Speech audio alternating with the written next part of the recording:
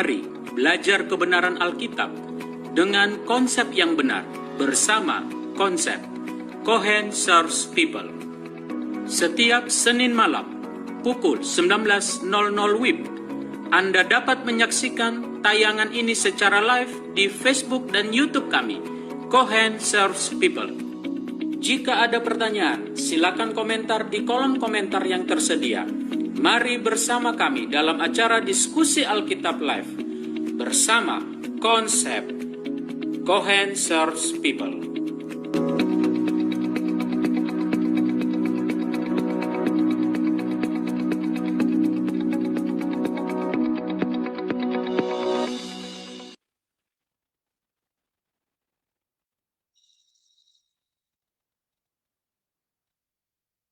Shalom, selamat malam kepada rekan-rekan hamba-hamba Tuhan yang ada di Zoom ini dan juga sahabat-sahabat konsep yang mengikuti live pada malam ini melalui Facebook, melalui YouTube. Puji Tuhan, tidak terasa kita telah menyelesaikan pekabaran-pekabaran penting dari 5 kitab Musa, dan pada malam ini kita telah memasuki pekabaran-pekabaran dari kitab Matius.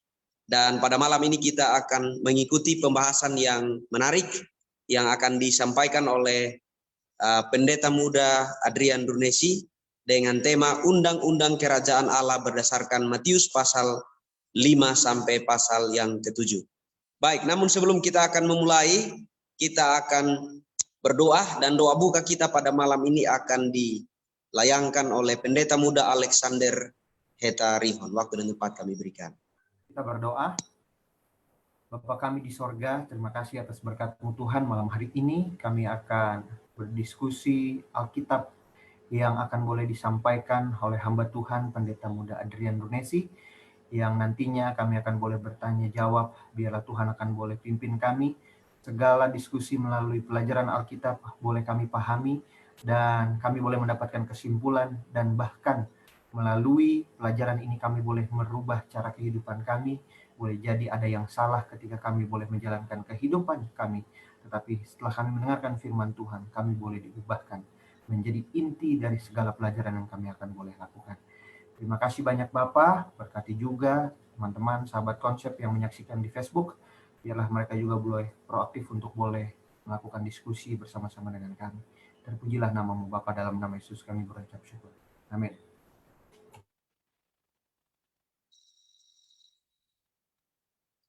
Baik, terima kasih Pendeta Muda Alex telah memimpin kita dalam doa. Dan pada kesempatan ini, izinkan saya memperkenalkan pembicara kita pada malam ini, Pendeta Muda Adrian Runesi. Pada saat ini melayani di salah satu jemaat di Konferensi Jawa kawasan Timur, Jawa Timur, di satu jemaat yang bernama Jemaat Banyuwangi, ya.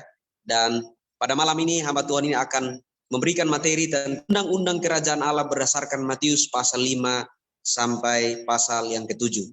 Jadi mari kita menyimak dengan baik, dan untuk sahabat-sahabat konsep yang ada di YouTube maupun di Facebook dan juga di Zoom, boleh kita mengikuti dan kita juga boleh mempersiapkan pertanyaan-pertanyaan yang boleh meramaikan diskusi kita pada malam ini. Untuk itu waktu penuh pada saat ini kami berikan kesempatan kepada Pendeta Muda Adrian untuk boleh membawakan materinya bagi kita.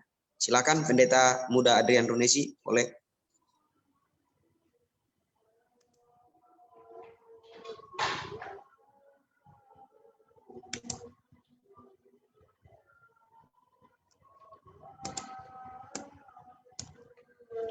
Baik, shalom.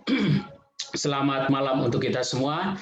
Kita bersyukur pada saat ini boleh bersama-sama di dalam acara diskusi Alkitab bersama dengan konsep Cohen Serves People, bersama juga dengan Pendeta Pardosi. Dan pada malam hari ini, terima kasih sudah diperkenalkan. Cuman mungkin saya tambahkan, jadi saya melayani 3 jemaat, Jemaat Banyuwangi, Asem Bagus, dan juga Jemaat SYS Muncar.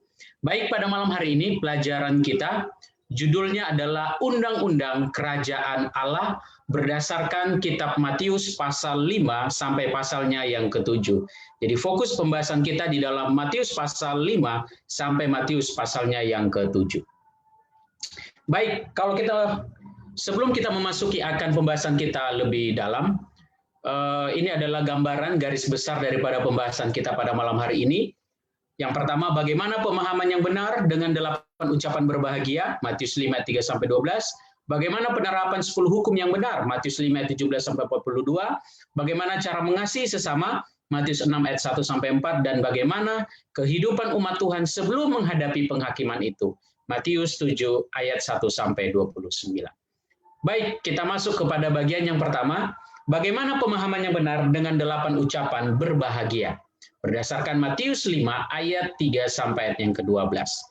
Jika kita membaca buku kitab Matius pasal 5 ayat 3 sampai 12, maka kita akan menemukan ada 8 kata berbahagia.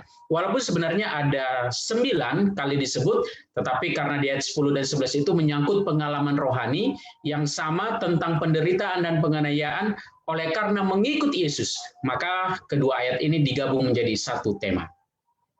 Kata berbahagia dalam bahasa Greka adalah makarios yang berarti happy, bahagia atau fortunate, beruntung. Kata berbahagia dalam konsep perjanjian baru bukan sekedar bahagia dalam arti biasa atau semu, tetapi menunjuk kepada kebahagiaan yang ada di dalam diri seseorang yang telah lama menantikan keselamatan yang dijanjikan Allah. Dan sementara menjalani penggenapannya, ini adalah kebahagiaan rohani, bukan sekedar jasmani. Jadi kebahagiaan secara rohani ya, bukan secara jasmani. Pertanyaannya, apa tujuan Yesus menyampaikan 8 tema berbahagia ini? Karena kalau kita lihat, di dalam Matius pasal 5 ini, kata tema berbahagia ini, maka rasanya itu bertentangan dengan kebanyakan yang kita hadapi saat ini. Contoh, mungkinkah orang yang miskin berbahagia? Mungkinkah orang yang berduka berbahagia? Mungkinkah orang yang lapar, haus akan berbahagia? Atau orang yang dianiaya, dicela, difitnah, mereka akan berbahagia? Secara logika pasti tidak mungkin. Tetapi pembahasan kita pada malam hari ini, kita akan melihat dan mengambil pelajaran rohani bagi masing-masing kita. Yang pertama, Matius 5 ayat 3, berbahagialah orang yang miskin di hadapan Allah, karena mereka lah yang mempunyai kerajaan surga. Jika dilihat dalam terjemahan bahasa asli Yunani dan Inggris, maka ada perbedaan dalam terjemahan bahasa Indonesianya. Dalam bahasa aslinya poor in spirit, sedang dalam bahasa Indonesia miskin di hadapan Allah. Pertanyaannya adalah, apakah Yesus sedang bahas tentang kemiskinan jasmani atau kemiskinan rohani? Nah, jika kita melihat terjemahan asli, maka yang Yesus sedang bahas adalah tentang kemiskinan rohani atau pengakuan kebobrokan rohani. Jadi ketika manusia melihat dirinya sendiri bahwa ia miskin secara rohani, memang benar adanya bahwa orang itu akan merasakan kebutuhan yang sangat besar akan keselamatannya, yaitu surgawi. Maka kita haruslah merasakan hidup yang miskin dalam rohani karena dosa-dosanya dan membutuhkan pertolongan untuk menjadi kaya dalam rohani. Jadi harus merasa, aduh Tuhan, kok saya ini begitu apa? Miskin sekali dengan apa? Rohani. Saya butuh Engkau Tuhan supaya saya apa? Diberkaya secara rohani. Lalu yang kedua, berbahagialah orang yang berduka cita karena mereka akan dihibur. Pertanyaannya adalah, apa yang dimaksud dengan kata berduka ini? Apakah berduka ini berbicara tentang soal berduka karena kematian, atau berduka karena kehilangan pekerjaan, kehilangan harta? Tidak, ya. Tetapi berduka yang dimaksud di sini adalah berduka tentang berduka oleh karena apa? Hal rohani. Nah, saudara, seringkali kita dalam kehidupan kita mungkin kecewa, gagal, ya. Terus ada mungkin saudara-saudara kita yang meninggal, duka cita yang dialami. Ingat, itu adalah duka yang apa? Sesaat. Yang suatu saat juga bisa akan apa? Disembuhkan. Tetapi jika melihat tema daripada Matius 5 ayat 3 dan 4 ini, maka berbahagialah orang miskin dalam roh, ya. Orang yang merasa apa? Kurang rohaninya. Sehingga dia akan apa? Merasa berduka, sedih. Tuhan, kok rohaniku ini nggak ada, Tuhan. Maka dengan kata lain, bahwa apa? Orang ini sedang apa? Dalam keadaan duka cita. Karena apa? Hatinya sedang apa? Sungguh-sungguh karena berdosa dan memohon apa? Bagaimana Tuhan memberikan apa? Penghiburan, ya, memberikan penghiburan yang sejati, menguatkan hatinya sehingga dia apa? Lebih matang dan rohaninya semakin apa? Kaya. Maka ketika umat Tuhan merasakan duka cita karena kehidupan yang penuh dosa itu, maka ia akan membutuhkan penghiburan dari Yesus. Matius 5:5. Kalau kita lanjutkan, dikatakan berbahagialah orang yang lemah lembut karena mereka akan memiliki bumi. Kata lemah lembut dalam bahasa Yunani adalah praise, atau dalam kata bahasa Inggrisnya adalah meek. Menurut Kamus Besar Bahasa Indonesia dikatakan lemah lembut berarti halus tutur kata, kelakuannya apa? Baik, sifatnya baik, perangainya apa? Penampilan juga apa? Baik. Pertanyaannya adalah bagaimana hidup yang lemah lembut itu? Di dalam buku Khotbah di atas Bukit, maka di sana disimpulkan bagaimana kehidupan Yesus yang apa? Lemah lembut. Ada disebutkan bahwa apa? Yesus itu rela berkorban. Yesus apa? Menyangkal dirinya. Yesus itu apa? Merendahkan dirinya. Dan ada kedamaian di hati. Itulah contoh apa? Kelemah lembutan yang diberikan oleh siapa? Yesus kepada kita. Nah, kita tahu kelemah lembutan itu adalah apa? Salah satu dari buah roh itu. Nah, maka ketika umat Tuhan merasakan kebutuhan akan keselamatan, hatinya telah dilembutkan untuk apa? Menerima keselamatan itu. Matius 5:6 berkata, berbahagialah orang yang lapar dan haus akan kebenaran, mereka akan dipuaskan. Sudah sangat jelas apa yang disampaikan Yesus di dalam ayat ini, bahwa ia sedang berbicara tentang lapar dan haus akan kebenaran, dan mereka yang haus akan kebenaran akan selalu dipuaskan dan tidak akan dikecewakan. Arti lapar dan haus di sini adalah ekspresi kerinduan yang sangat besar, ya, strong desire. Jadi mereka merasa apa? Pengen sekali. Aduh, saya ini sudah haus, lapar sekali, dan harus apa? Mendapatkan makanan itu. Nah, berbicara tentang rasa haus dan lapar itu, maka jawabannya sudah pasti adalah apa? Yesus. Kenapa? Karena Yesus adalah air hidup dan roti hidup yang sesungguhnya yang akan memuaskan umatnya. Ini ayat-ayat yang bisa kita lihat di dalam slide yang saya tampilkan ini. Maka, sebagai umat Tuhan, kita harus merasakan kebutuhan untuk dipenuhi oleh makanan dan minuman surgawi. Ayat selanjutnya, ayat ke-7 dikatakan, berbahagialah orang yang murah hatinya, karena mereka akan beroleh kemurahan. Kata murah hati dalam bahasa Yunani adalah elemones, yang berasal dari kata eleos, yang berarti pitiful, merciful, compassionate, yang berarti penuh kasihan, murah hati, rasa iba. Nah, Bapa di sorga adalah Bapa yang murah apa? Hati. Dan dia bermurah hati kepada siapa yang mau bermurah hati. Murah hati adalah juga salah satu bukti kasih. Salah satu dari buah roh, dan juga salah satu dari karunia rohani. Maka dapat disimpulkan bahwa murah hati adalah suatu sikap yang disertai apa? Tindakan. Tentunya tindakan kasih yang berdasarkan kebenaran firman Tuhan. Maka sebagai umat Tuhan harus memiliki kerinduan dan melakukan, membagikan kabar keselamatan itu kepada manusia yang miskin, berduka, hati yang sudah dilembutkan dan lapar akan dan haus akan halal apa? Rohani. Jadi murah hati di sini adalah apa? Memiliki kerinduan untuk melakukan dan membagikan akan kabar keselamatan itu. Ayat yang ke-8. Berbahagialah orang yang suci hatinya, karena mereka melihat Allah. Dalam bahasa Inggris ada sedikit perbedaan dalam terjemahan dengan bahasa Indonesia. Dalam bahasa Inggris, Matius 5:8 berbunyi, Blessed are the pure in heart, ya, for they shall see God. Ya. Bahasa Indonesia menggunakan kata suci, sedangkan bahasa Inggris kata pure, berarti murni. Dalam bahasa aslinya, bahasa Yunani kata kataros, yang berarti clean, bersih, pure, murni, ya, belum tercemar, seperti dalam Matius 23:26 dan 27:51. Maka menjadi pertanyaan, apakah Yesus sedang berbicara tentang kemurnian hati atau kesucian hati, atau berbicara tentang kedua-duanya? Di dalam Alkitab terjemahan bahasa Inggris, kata ini tidak pernah diterjemahkan holy atau suci atau kudus, namun selalu apa? Pure, murni atau clean, bersih. Nah, apa yang dimaksud dengan murni hati? Kata hati di sini merujuk kepada intelektual, yaitu pikiran kita, hati nurani dan batin. Kita tahu bahwa pikiran adalah sumber segala sesuatu, tindakan kita yang baik dan jahat.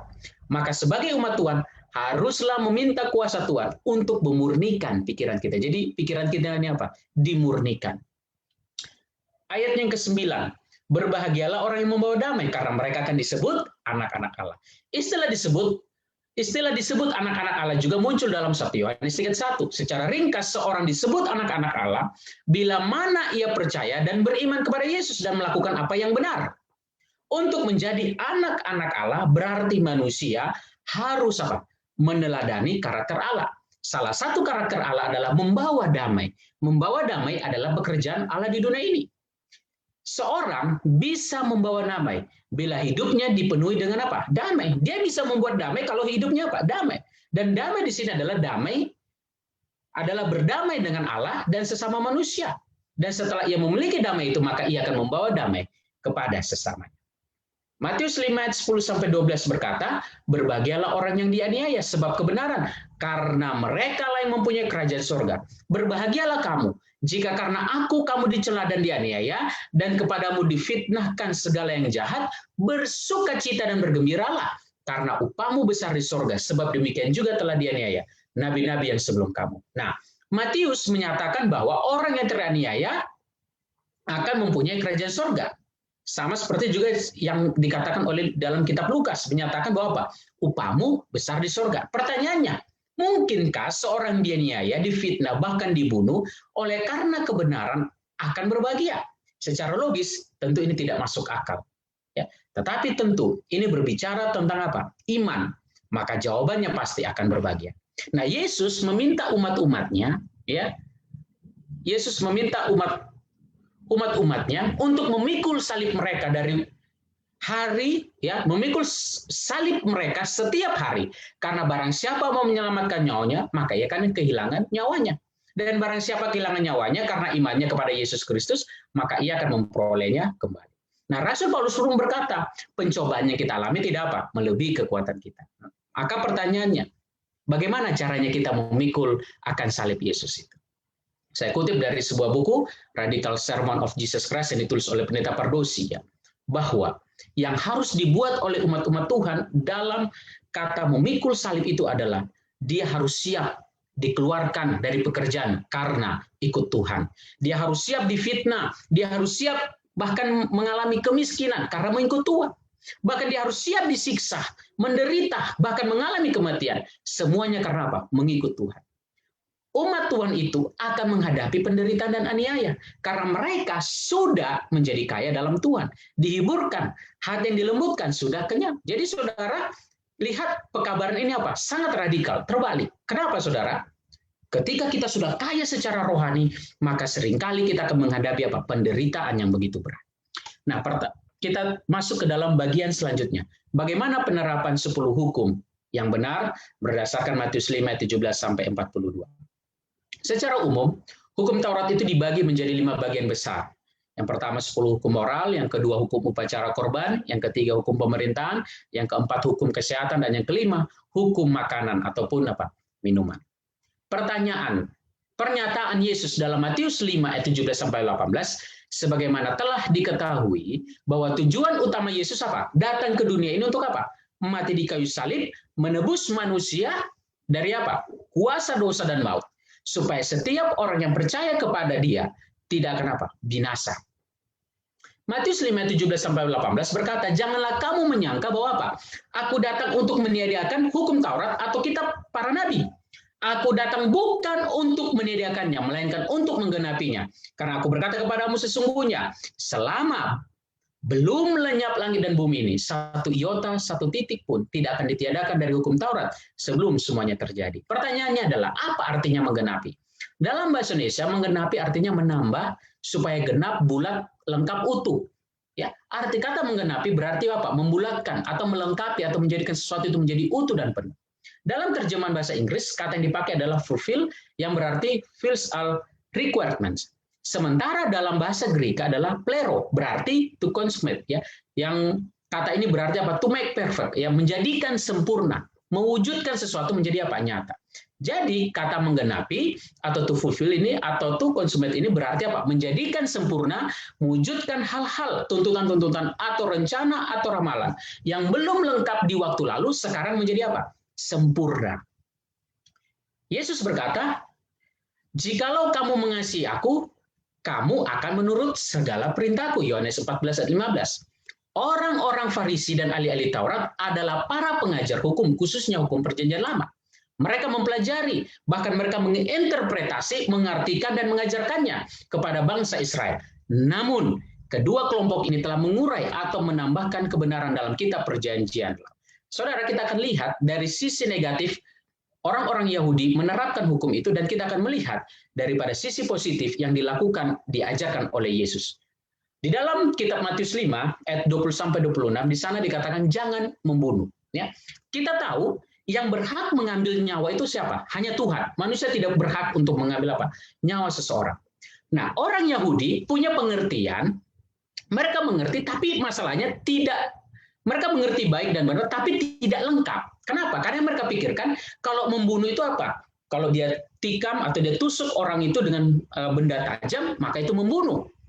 Padahal sebenarnya rasa benci, menghina, ya itu sebenarnya juga apa? Membuka jalan kepada tindakan pembunuhan. Kenapa? Karena pembunuhan itu mulai dari apa? Dalam pikiran. Nah, hasil kemarahan itulah yang terjadi dengan siapa? Kain kepada siapa? Habel. Karena dia marah, dia benci, dia jengkel. Kenapa persembahanku tidak terima? Dia bunuh siapa? Habel. Makanya Yesus kan pernah bilang di dalam Matius 15 ayat 19 ya, bahwa apa? Dari hati, yaitu pikiran kita ini, timbul segala apa? Kejahatan, pembunuhan, perzinahan, percabulan, pencurian, sumpah palsu dan hujat dan sebagainya. Dan Yesus pun sebenarnya juga pernah marah. Tapi ingat, Yesus dia marah bukan karena membenci orang itu, tapi dia apa? Tidak suka dengan perbuatannya itu. Kenapa? Kita tahu di dalam Alkitab, di mana orang-orang Yahudi pada saat itu, orang Farisi apa? Mereka menjual ternak mereka, domba mereka di mana? Di bait suci. Dan Yesus tidak suka bait suci digunakan jadi tempat jual beli seperti itu. Nah, ada beberapa nasihat Alkitab tentang marah. Perkataan yang pedas membangkitkan amarah, marah membangkitkan pertengkaran. Orang Kristen harus buang rasa marah, berdoalah tanpa marah dan perselisihan, lambat untuk marah, marah tapi jangan berbuat dosa dan jangan disimpan sampai lewat matahari terbenam. Hukum yang kedua yang disinggung oleh Yesus dalam Matius 5:27-30 adalah tentang jangan berzinah. Orang Israel, orang-orang Yahudi pada saat itu, ya di zaman Musa itu, mereka mempercayai akan apa? Ajaran ini. Mereka juga apa? Sangat menjunjung akan ajaran ini tentang berzina. Tapi sayangnya bagi orang Yahudi mereka melihat dari sisi negatif. Bagi mereka seseorang itu apa? Berzina itu jika melakukan ini ya. Nanti kita akan lihat bagaimana orang Yahudi mereka menambahkan syarat-syarat apa? Yang dikatakan dengan apa? Berzina. Nanti kita akan masuk juga tentang perceraian. Nah, bagi orang Yahudi seseorang yang berzina itu kalau melakukan persetubuhan antara pria dan wanita, ya, terlebih mungkin pria ini sudah menikah, lalu dia berzina dengan wanita lain, itu disebut apa? Berzina. Tapi Yesus dia memberikan dari sisi yang positif, bukan yang negatif. Apa contohnya? Yang Yesus katakan adalah setiap orang yang memandang perempuan lalu menginginkannya, artinya pengen melakukan hubungan seksual dengan wanita itu, maka itu sudah berzina. Berzina dari mana? Dari pikiran. Maka apa yang harus dilakukan umat Tuhan? Yang Yesus mau adalah pengendalian diri. Jangan sampai ada apa? Dosa di dalam pikiran kita, yaitu dosa zina, mengingini lawan jenis kelamin kita untuk apa? Melakukan hubungan seksual. Itu adalah apa? Dosa. Nah, perceraian. Ya, disinggung tentang perceraian. Hukum ketiga yang Yesus sebutkan tentang apa? Perceraian. Orang Yahudi, mereka memahami tentang perceraian. Tetapi mereka juga apa? Menambahkan, syarat-syarat orang itu apa? Bisa bercerai. Nih contoh, di dalam buku orang-orang Yahudi, Talmud, yang saya kutip dari tulisan hamba Tuhan Pendeta Pardosi, buku Radical Sermon of Jesus, mereka itu boleh bercerai. Bagi orang Yahudi, mereka tambahkan, boleh bercerai dengan ada syarat-syarat yang mereka tambahkan. Di dalam Ulangan 24 ayat 1-5 itu. Kalau pernikahannya tidak mempunyai keturunan, ya sudah 10 tahun menikah nggak punya anak, boleh cerai. Ketika sang suami menolak untuk melakukan hubungan seks dengan istrinya, boleh diceraikan. Kalau sang suami menganiaya istri, boleh cerai. Jika sang suami terjangkit penyakit, boleh cerai. Ya, seorang dapat menceraikan istrinya karena dia mengganggu makan malamnya, itu boleh cerai. Karena dia menemukan wanita yang lain lebih menarik daripada istrinya, boleh dia apa? Menceraikan. Tapi apakah ini yang dikehendaki oleh Yesus? Ingat di dalam Matius 19:8 Yesus katakan, karena ketegaran hatimu Musa mengizinkan kamu menceraikan istrimu. Tapi sejak semula tidaklah demikian. Artinya, meskipun terjadi perzinahan di dalam ikatan suami istri, perceraian bukanlah apa? Solusi pertama, namun ini adalah solusi apa? Terakhir. Artinya prinsip utama, Tuhan mau agar umatnya mau untuk apa? Saling mengampuni. Kalaupun pasangan kita berzina, melakukan perselingkuhan, maka lebih baik kita apa? Mengampuninya. Sumpah palsu, ya. Tuhan tidak mau menghendaki umatnya bersumpah demi apapun. Kenapa? Karena kita tahu saudara, rambut kita, mata kita, ya visi kita semua ini adalah apa? Punya Tuhan, dan kita tidak punya hak, saudara, untuk apa? Bersumpah untuk hal itu semua. Walaupun bangsa Israel diizinkan bersumpah demi nama Tuhan yang mereka sembah, asalkan itu bukan apa? Sumpah palsu. Karena kalau mereka sudah bersumpah palsu, maka itu artinya mereka mencemarkan nama Tuhan. Maka 3 hal yang perlu dipertahankan oleh seorang Kristen yang Yesus mau adalah kejujuran, kemurnian hati, dan memiliki apa? Integritas. Artinya berbicara apa adanya. Kalau itu benar, katakan benar. Kalau itu salah, katakan itu salah. Hukum yang kelima yang Yesus singgung di dalam Matius 5 ayat 38-42. Hukum kelima yang disebut oleh Yesus adalah kamu telah mendengar firman, mata ganti mata, gigi ganti gigi. Tapi aku berkata kepadamu, janganlah kamu melawan orang berbuat jahat kepadamu, melainkan siapa yang menampar pipi kananmu, berilah juga kepadanya pipi kirimu. Hukum yang dituliskan Musa adalah juga hukum pemerintahan yang berlaku di zaman lampau. Dan keputusan dan pelaksanaan hukumnya harus dilakukan atas tuntutan pengadilan. Hukum ini bukanlah pembenaran bagi tindakan balas dendam. Jadi, tidak ada yang salah dengan hukum ini yang Musa tuliskan. Karena apa? Hukum ini adalah hukum juga hukum pemerintahan. Artinya, saudara, kalaupun seseorang itu dirugikan, kalaupun harus diganti dengan yang setimpal, maka biarlah apa? Pengadilan yang apa? Memutuskan itu. Artinya kita sebagai manusia, yang kita harus buat adalah, sebagai umat-umat Tuhan, mengampuni. Alkitab berkata, jangan engkau menuntut balas. Ya. Roma 13 ayat 1, jangan, saudara. Ya. Kenapa? Karena di dalam Alkitab katakan bahwa jika terjadi suatu kerugian, biarlah pemerintah itu apa? Setempat yang akan membantu menyelesaikannya. Ya. Bukan apa? Kita yang membalas. Nah, Yesus telah memberikan contoh yang luar biasa atas apa yang telah sampaikan. Ia menderita, dicaci maki, diludahi, bahkan dipukuli, disalibkan, bukan karena kesalahannya. Tapi apa yang dibuat oleh Yesus? Dia tidak membalas semuanya itu. Kita masuk kepada bagian selanjutnya di dalam Matius pasal 6. Bagaimana cara mengasihi sesama? Kita sebagai orang Kristen, sebagai umat-umat Tuhan, kita harus apa?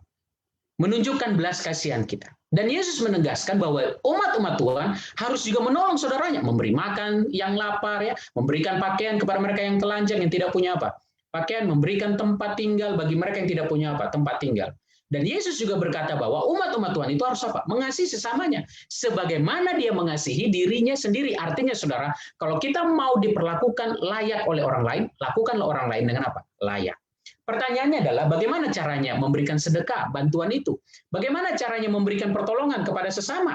Apakah itu harus selalu dalam bentuk uang, barang, dan yang lainnya? Di dalam Matius 6 ayat 1-4, maka kita dapati bahwa prinsip yang pertama, janganlah perbuatan baik itu dilakukan di hadapan orang banyak dengan tujuan supaya dilihat orang, oh ini lihat nih, saya sudah lakukan kebaikan. Jangan, saudara. Kalaupun nanti orang mau ceritakan, biarlah itu urusan orang. Tetapi kita jangan apa? Melakukan itu di hadapan orang banyak supaya kita apa? Dipuji-puji oleh orang lain. Artinya harus tulus, harus memberikan dengan tulus hati, bukan dengan membuat pertunjukan perbuatan-perbuatan di dalam apa? Memberikan belas kasihan. Prinsip yang kedua yang disampaikan oleh Yesus adalah biarlah pemberian atau sedekah itu hanya diketahui oleh Tuhan dan diri sendiri. Yesus menggunakan istilah, janganlah diketahui tangan kirimu, apa yang diperbuat tangan kananmu. Nah, bagi orang-orang di Arab sana, istilah tangan kanan dan kiri adalah apa? Sahabat. Ya, jadi nggak perlu orang-orang juga apa tahu kalau kita sudah lakukan kebaikan. Artinya, pemberian atau sedekah biarlah menjadi rahasia pemberi dengan siapa? Dengan Tuhan itu sendiri. Dan prinsip yang ketiga adalah adapun upaya yang akan diterima oleh orang yang memberi dengan motif kemuliaan bagi nama Tuhan. Ya, Alkitab menuliskan siapa yang menaruh belas kasihan, berbuat baik kepada orang lain, maka dia apa? Disebut seperti memiutangi Tuhan yang akan membalas perbuatannya itu. Amsal 19 ayat 17. Dan Paulus pun berkata, jangan kita jemu-jemu untuk apa? Berbuat baik selagi masih ada waktu, kita apa? Lakukan itu, saudara. Nah, perbuatan-perbuatan baik mungkin dilakukan dengan diam-diam, tapi hasilnya tidak bisa disembunyikan kepada tabiat pelakunya. Kita masuk kepada bagian yang terakhir. Bagaimana kehidupan umat Tuhan sebelum menghadapi penghakiman itu? Jika dibandingkan Matius 7 ayat 1-5 dengan Lukas 6 ayat 37, maka intinya adalah jangan menghakimi supaya kita tidak dihakimi, jangan menghukum supaya kamu tidak dihukum, dan ampuni supaya kamu diampuni. Menjadi pertanyaan, apakah manusia boleh menghakimi? Jangan kamu menghakimi. Yang Yesus maksud di sini adalah dalam konteks ya, menghakimi motif seorang yang bukan menghakimi dalam konteks menyatakan benar atau salah. Artinya dia menghakimi apa? Karena tidak suka dengan orangnya, bukan karena apa? Masalah perbuatan yang benar atau salah. Nah, seringkali kita manusia gitu. Kita menghakimi orang lain karena tidak suka sama siapa? Orangnya. Makanya Yesus bilang dalam Matius 7, 3-5, lihat dulu balok apa? Di matamu sendiri. Jangan lihat balok di apa? Mata saudaramu. Kalau saya istilah saudara, kalau zaman sekarang, lihat dulu kontainer di matamu sendiri. Ya. Yang sudah banyak sekali apa dosamu itu, sebelum kau lihat orang lain. Nah, seringkali kan kita terlalu gampang melihat kesalahan orang daripada kesalahan apa? Diri sendiri. Nah, sebagai gereja, kita harus juga bisa menyatakan sesuatu yang benar dan salah. Artinya harus punya pendirian sesuai dengan kebenaran Alkitab. Untuk saling menegur dan saling apa? Menasihati. Matius 7 ayat 6. Jangan kamu memberikan barang yang kudus kepada anjing dan jangan kamu melemparkan mutiaramu kepada babi supaya jangan diinjak-injak dengan kakinya lalu ia berbalik menguak kamu. Nah, apa yang dimaksud ayat ini? Secara sederhana pengertiannya adalah jangan kita melakukan suatu tindakan atau perbuatan yang bodoh atau sia-sia. Tidak ada manfaat positifnya sama sekali, baik bagi diri sendiri ataupun orang yang menerima tindakan tersebut. Contoh, nih ada orang buta. Kita bawa orang buta ini melihat apa? Tanaman. Coba kamu lihat tanaman ini, bunga ini indah bukan? Orang buta tidak bisa melihat, saudara. Ya, itu kan sia-sia. Tidak perlu apa kita lakukan. Nah, itu contohnya, saudara. Nah, seringkali ada orang yang menolak kebenaran firman Tuhan. Kadang-kala kita sudah sampaikan firman Tuhan itu, saudara. Tetapi ada juga orang-orang itu yang disebut ayat ini seperti apa? Diinjak-injak apa? Seperti babi ataupun anjing itu, saudara. Yang tidak mau menerima. Tapi apa yang harus dilakukan umat Tuhan? Umat Tuhan haruslah apa? Memberitakan kabar itu dengan apa? Dengan keberanian dan dengan hati-hati dan dengan kesabaran. Nah, ketika manusia memiliki pergumulan dan membutuhkan pertolongan, maka jawabannya adalah mencari pertolongan kepada Tuhan melalui setiap doa-doa kita. Matius 7 ayat 7-11 menyimpulkan, mintalah, carilah, dan ketolaklah. Bahwa ada 3 aktivitas umat Tuhan yang harus dilakukan, yaitu kata meminta, mengartikan keterbatasan. Saya ini nggak bisa, saya harus minta sama Tuhan. Dan tentunya ketika kita meminta, harus minta dengan apa? Iman. Dengan iman dan merasa, aduh Tuhan, aku ini nggak sanggup Tuhan. Kita minta. Yang kedua, katakan apa? Carilah. Carilah yang dimaksud adalah mencari, menggambarkan apa? Kita pun juga harus berusaha mencari. Hanya tidak hanya sekedar duduk tunggu, pasrah, ya, pangku tangan. Tidak, saudara. Harus juga berusaha mencari apa? Dengan cara dituntun oleh kuasa roh kebenaran. Sedangkan kata ketolaklah menggambarkan sikap pantang menyerah. Jangan putus asa. Harus apa? Tetap semangat, berusaha. Meskipun pada akhirnya, saudara, semuanya haruslah tetap bergantung kepada kehendak Allah. Jika melihat dalam Matius 7 ayat 13-14, maka didapati perihal tentang, maka disinggung tentang 2 model pintu, yaitu pintu lebar dan sempit. Namun dalam terjemahan aslinya, sebenarnya itu bukan bicara tentang pintu, tapi gerbang. Artinya apa? Ada gerbang lebar, gerbang sempit. Gerbang sempit bicara tentang disiplin, sedangkan gerbang yang lebar berbicara tentang apa? Kebebasan, orang yang tidak mau diatur. Begitupun dengan orang yang mau masuk dalam kerajaan surga. Harus mau apa? Hidup disiplin secara rohani. Maka dia harus mengenakan perlengkapan rohani, seperti yang dikatakan dalam Efesus 6 ayat 11-18. Dan pada akhirnya kita semua akan dihakimi menurut jalan dan perbuatan yang dipilih. Matius 7 ayat 15-20 berbicara tentang perlunya umat Tuhan untuk berhati-hati dengan nabi-nabi palsu. Kita tahu, saudara, ada banyak sekali apa? Nabi-nabi palsu. Tapi apa yang Yesus mau kita lakukan? Maka kita harus belajar akan firman Tuhan supaya kita bisa tahu dari buahnya, kita tahu apakah itu ajaran palsu atau tidak. Maka, saudaraku sekalian, sebagai umat-umat Tuhan, kita diminta agar apa? Menguji segala sesuatu itu, khususnya terkait dengan karunia rohani. Bagaimana caranya? Kita juga harus belajar firman Tuhan dan kita minta tuntunan kuasa Roh Kudus Tuhan untuk menuntun kita. Sebagai kesimpulan, pada bagian akhir khotbah di atas bukit Matius pasal 5 sampai yang ke-7, Yesus memberikan contoh 2 golongan umat Tuhan. Pertama, di mana umat Tuhan yang pertama mendirikan rumah di atas batu dan yang kedua di atas pasir. Mereka yang mendengar firman Tuhan namun tidak melakukannya atau tidak menghasilkan buah yang digambarkan sebagai orang bodoh yang mendirikan rumahnya di atas pasir. Sementara mereka yang mendirikan rumahnya di atas batu, mereka akan bertahan meskipun hujan, banjir dan angin melanda rumahnya, digambarkan sebagai orang yang bijaksana. Mengapa rumahnya bertahan? Karena rumah itu memiliki fondasi yang kuat, yakni di atas batu. Batu itu adalah Yesus Kristus. Jadi pertanyaan bagi kita mau seperti orang yang bijaksana atau orang yang bodoh? Kalau kita mau jadi orang yang bijaksana, maka kita harus belajar firman Tuhan, kita harus hidup di atas batu yang sesungguhnya itu, yaitu siapa? Yesus Kristus. Tuhan memberkati kita semua.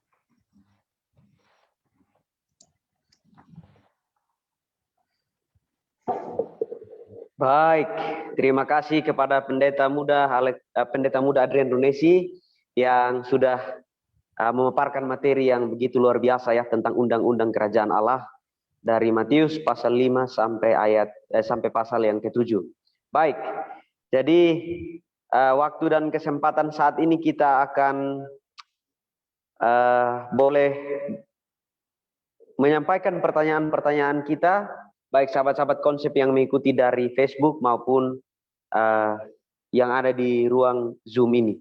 Baik, ada beberapa pertanyaan yang sudah masuk yang akan saya bacakan dan boleh disediakan jawabannya oleh Pendeta Muda Adrian Runesi untuk boleh menanggapi bahkan menjawab setiap pertanyaan yang sudah masuk.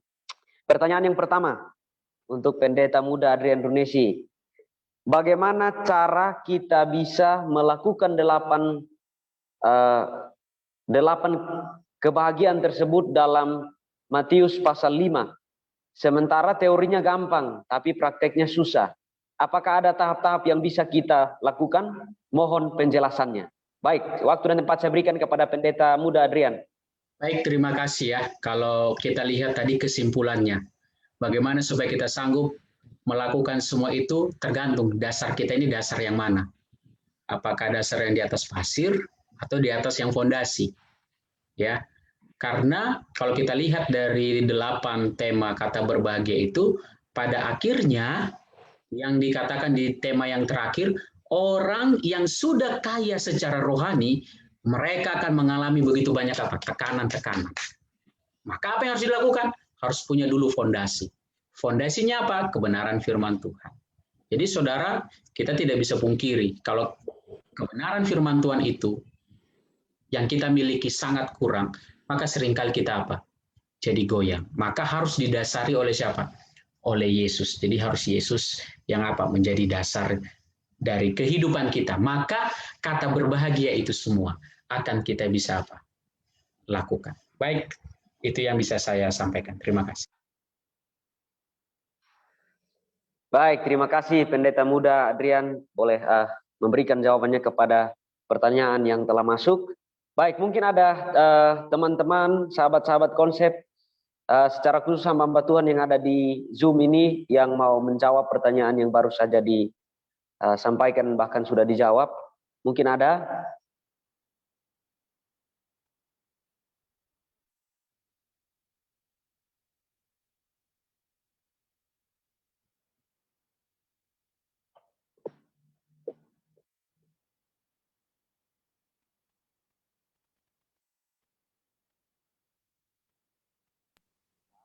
Mungkin boleh diulangi pertanyaannya Pendeta Muda Matias.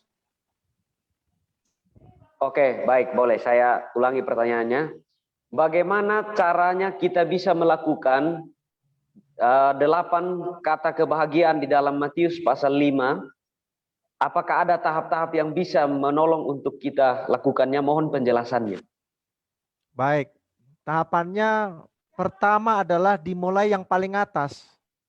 Apa itu yang paling atas? Yang pertama, berbahagialah orang yang apa? Miskin. Miskin, ya. Miskin di dalam keberadaannya sebagai orang berdosa yang tidak punya apa-apa. Dan dia membutuhkan pertolongan. Membutuhkan solusi dari kemiskinan rohani. Makanya itu ditaruh yang paling pertama. Kalau Anda miskin, kira-kira kemana cari solusinya? Orang kaya. Kepada orang yang bisa memberikan solusi terhadap kemiskinan saudara, kan gitu. Dan kalau kemiskinan saudara itu sudah terpenuhi, kira-kira saudara berbahagia enggak? pastinya berbahagia. Nah, kepada siapakah kemiskinan rohani kita ini boleh kita mendapatkan solusinya? Ya kepada Yesus Kristus kan gitu. Sebagai raja dari kerajaan anugerah yang dihotbahkan di khotbah di atas bukit itu. Nah, ketika kita sudah datang kepada Kristus, lalu kemiskinan kita itu sudah dipenuhi, maka berbahagia yang berikut ini akan mengikut. Selama kita masih tetap datang kepada Kristus, melekat kepada Kristus. Bahkan sampai teraniaya pun akan berbahagia juga. Sampai teraniaya pun berbahagia juga ya. Karena dia selalu melekat kepada siapa? Kristus. Jadi tahapannya apa? Tahapannya adalah merasakan kemiskinan rohani itu. Dan membutuhkan solusi untuk memenuhi, melepaskan dirinya dari kemiskinan rohani. Dan itu adalah pada Yesus. Dan kalau sudah melekat kepada Yesus, datang kepada Yesus, maka berbahagia selanjutnya itu akan terpenuhi. Berbahagialah orang yang berduka cita. Ya, berduka cita karena kehidupannya yang penuh dosa itu. Ya. Maka akan mendapatkan penghiburan, kelepasan, kelegaan daripada Yesus yang memberikan pengampunan dan lain sebagainya. Ya. Jadi tahapannya dari situ. Nggak bisa diloncat tiba-tiba berbahagia yang menderita. Nggak ada Pak. Secara teori nggak ada orang menderita berbahagia itu. Nggak ada. Tapi secara rohaninya ada. Karena dia sudah mulai dari tahapan yang berapa? Yang pertama. Ya makanya urutannya seperti itu. 8 ucapan berbahagia itu. Urutannya seperti itu. Nggak bisa dibolak-balik itu. Nggak ada tiba-tiba orang lemah lembut itu nggak ada. Semua proses dari pertama. Ya, makanya Yesus mengurutkannya seperti itu. Dan adalah baik kalau kita mengikutinya seperti itu. Ya. Orang sudah miskin rohani terus dia mau mati demi imannya. Orang iman aja nggak punya gimana mau mati demi iman. Miskin rohani itu kan berarti nggak punya iman dia itu. Gimana dia mau mati demi imannya orang nggak punya iman. Ya kan? Ya, jadi itulah proses yang ditambahkan. Pelan ditambahkan sehingga akhirnya dia berani sampai mati demi imannya kepada Tuhan. Terima kasih banyak. Baik, terima kasih kepada Pendeta Pardosi yang sudah memberikan jawaban bahkan penjelasan yang sangat luar biasa untuk kita. Baik, kita lanjut kepada pertanyaan berikut untuk Pendeta Muda Adrian Runesi. Tentunya yang pertama dikatakan dalam konteks Matius pasal 5, mengapa Yesus mengawali dengan ucapan berbahagia? Apakah orang-orang yang hadir pada saat itu sedang mengalami krisis kebahagiaan? Lalu mungkin satu kali ya dengan pertanyaan berikut, apa yang dimaksud dalam Matius pasal 5 ayat 17 sampai 18 dengan tidak boleh menghilangkan suatu iota atau satu titik pun? Apakah penekanan yang mau disampaikan dari hal tersebut? Baik, waktu dan tempat saya berikan kepada Pendeta Muda Adrian. Boleh menanggapi 2 pertanyaan ini sekaligus. Oke, terima kasih. Mungkin yang saya bisa sampaikan dari kata berbahagia ini, apakah orang-orang pada saat itu mereka tidak berbahagia? Dan kenapa kok diawali dengan ucapan berbahagia? Nah, saudara, kalau saya melihat ya dari cerita Alkitab ini, khususnya Matius yang pasal keempat itu, maka banyak sekali orang yang mengejar siapa? Yesus. Supaya disembuhkan. Kalau saudara lihat Matius 4 ayat 23-25. Karena secara tidak langsung kita melihat bahwa semua mencari Yesus pengen sembuh. Kalau aku sembuh pasti senang, happy. Tapi Yesus mau tekankan, bukanlah fisikmu yang harus disembuhkan, tapi rohaninya. Makanya Yesus bilang, berbahagialah orang yang miskin. Miskin apa secara rohani? Berarti rohaninya harus dikayakan dulu, ya kan? Lalu sehingga tiba kepada akhirnya. Jadi Yesus mau sampaikan. Yesus pada saat itu kalau kita lihat, dia memang penuhi mereka. Waktu sakit ya disembuhkan. Ya. Tetapi bukan hanya itu yang menjadi tujuan utama dari umat-umat Tuhan. Tujuan utamanya apa? Rohaninya itu yang harus benar-benar rohani. Ya, bukan rohana. Ya, kira-kira begitu. Nah, saudara, lalu dilanjutkan. Dalam Matius 5, 17 dan 18. Ada penekanan bahwa tidak boleh menghilangkan satu titik atau satu iota pun. Kenapa hal ini disampaikan? Jadi saudara, kalau sebenarnya kita melihat ini, mungkin Pendeta Pardosi nanti lebih paham tentang hal ini, bahwa kalau bagi orang Ibrani itu ada hukum-hukum Tuhan itu ditulis itu kan dalam tulisan orang Ibrani itu ada titik, ada iota dan sebagainya. Nah itu ada maknanya semua, saudara. Jadi yang dimaksudkan dari ayat ini adalah bahwa jika satu titik, satu iota itu hilang, maka hilang juga maknanya yang lain. Nah, nanti mungkin Pak Pendeta Pardosi bisa berikan juga contoh hal-hal seperti itu ya. Nah, tapi pada prinsipnya adalah saudara, Yesus datang itu adalah dia mau genapi. Bukan dia apa? Dia hapuskan atau dia hilangkan, tidak. Justru digenapi. Nah, ini seringkali ada pemahaman orang-orang di luar sana bahwa karena Yesus sudah datang, perjanjian lama nggak dipakai lagi. Ya, padahal ingat loh, yang Yesus lakukan waktu di dalam cerita ini nanti kita akan lihat lebih lanjut. Contoh jangan membunuh, jangan berzina, ya, terus perceraian itu kan di 10 hukum Taurat semua itu. Tapi Yesus angkat. Kenapa? Karena Yesus sedang apa? Ingin menggenapi itu. Yesus ingin menyampaikan makna rohaninya yang ada pada saat itu. Mungkin itu yang bisa saya sampaikan. Terima kasih.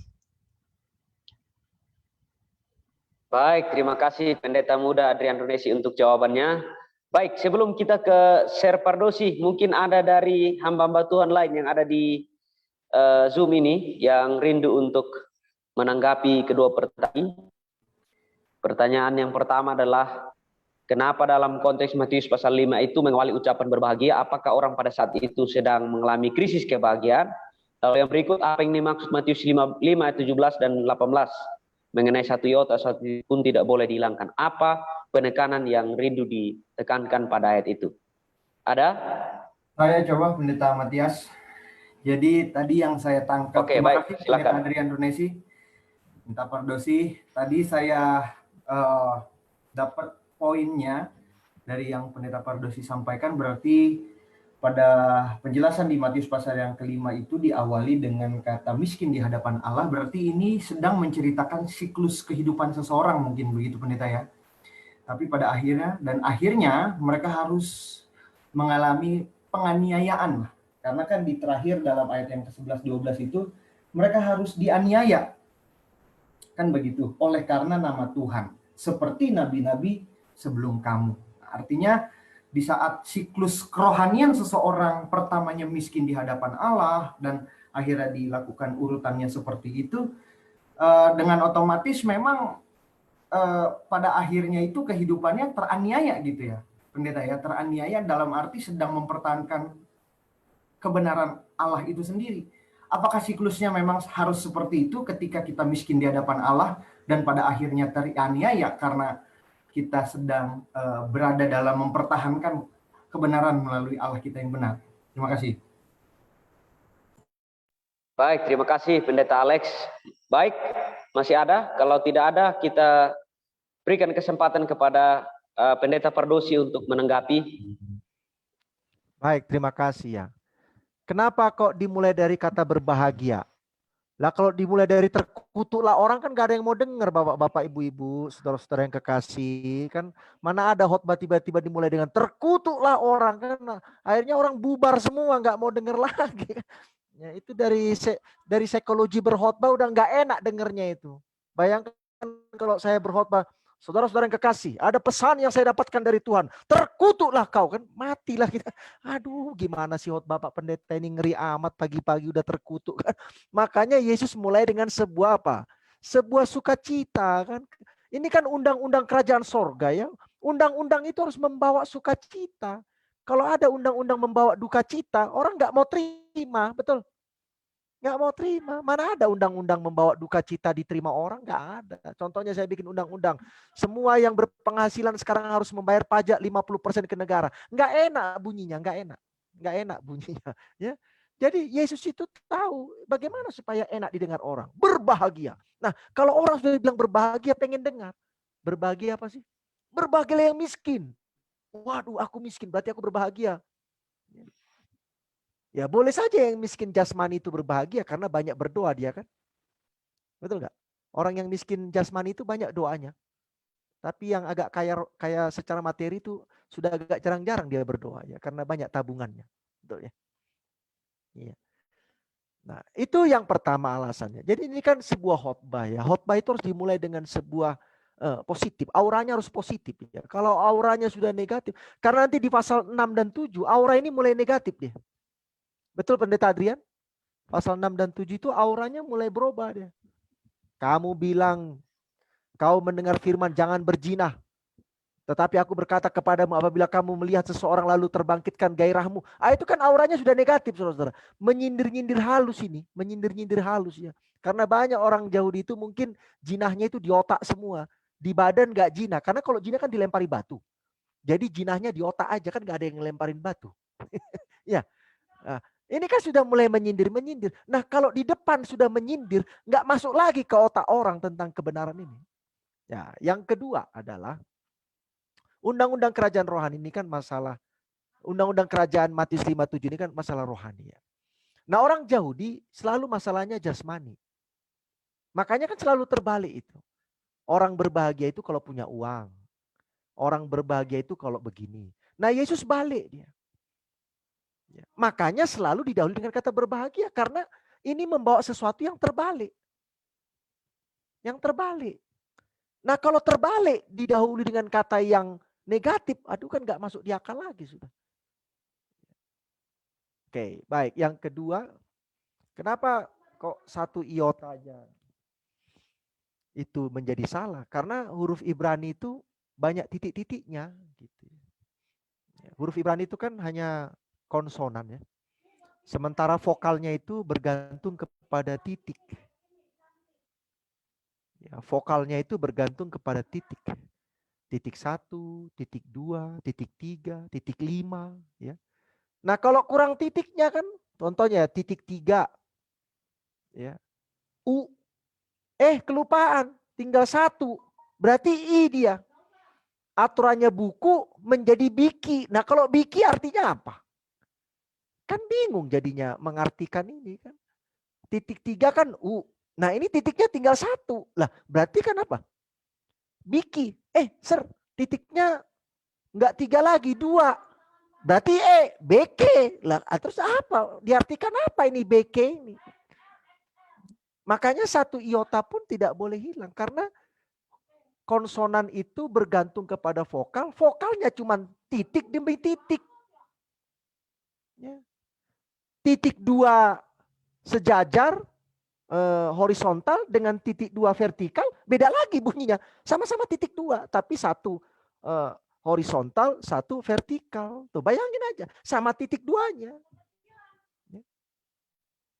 Nah, itu makanya sangat penting bagi orang Yahudi. Bagi orang Yunani nggak penting lagi tuh karena konsonan dengan vokal itu sudah huruf-huruf yang tidak bisa salah karena sudah huruf-huruf. Tapi orang Ibrani memang mengandalkan titik-titik itu.